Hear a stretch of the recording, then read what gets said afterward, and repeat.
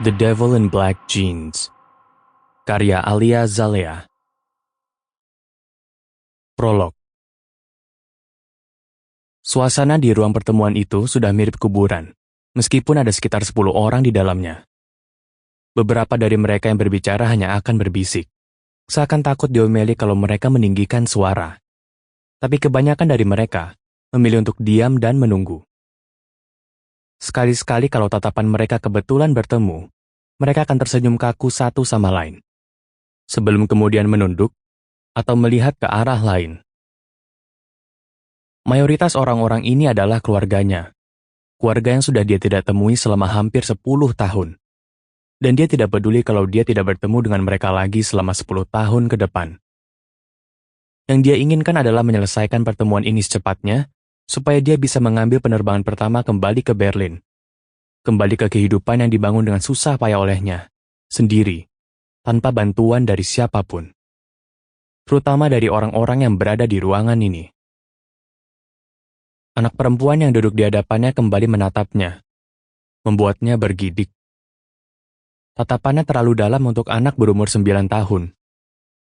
Dia tidak percaya bahwa anak perempuan ini adalah Blue, adik tirinya, karena mereka tidak ada mirip-miripnya sama sekali. Dia melirik wanita yang duduk di sebelah Blue, Poppy, mamanya Blue.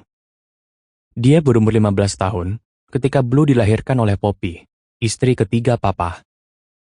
Papa adalah drummer legendaris Indonesia yang super playboy. Sebagai anak ABG pada umumnya, pada saat itu dia tidak mau ada urusan apa-apa dengan adik tirinya ini.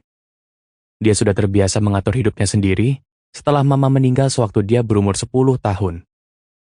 Dia tidak ingin seorang bayi yang bisanya hanya menangis, mengganggu rutinitasnya. Alhasil, dia selalu menjaga jarak dari keluarga baru Papa. Sebelum Poppy, ada Tante Rina, istri kedua Papa yang hanya bertahan selama 2 tahun tanpa anak. Dia tidak sempat betul-betul mengenal Tante Rina sebelum beliau dan Papa memutuskan untuk bercerai.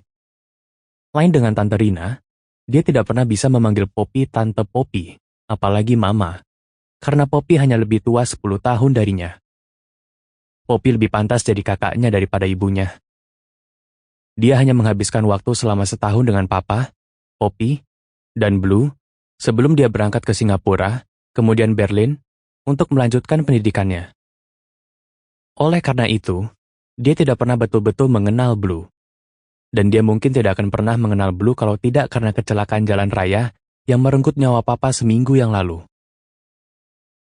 Pada saat itu pintu ruang pertemuan terbuka.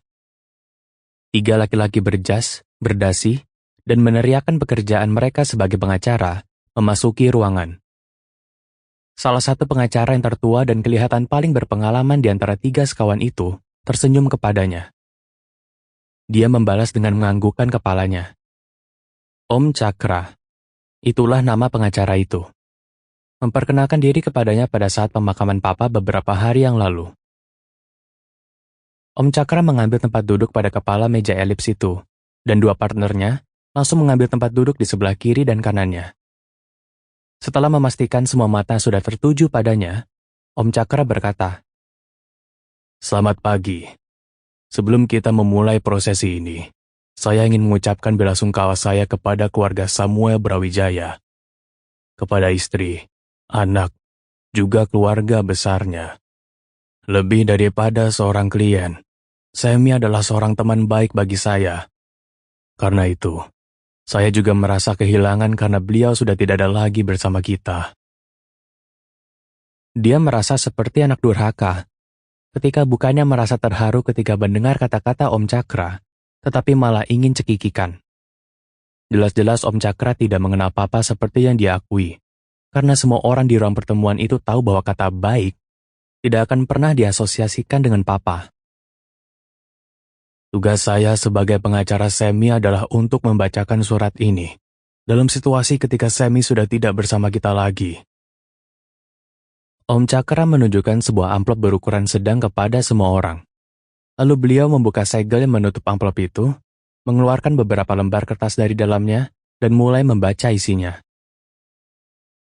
Dia betul-betul tidak tertarik sama sekali mendengar apa yang Papa Sample complete.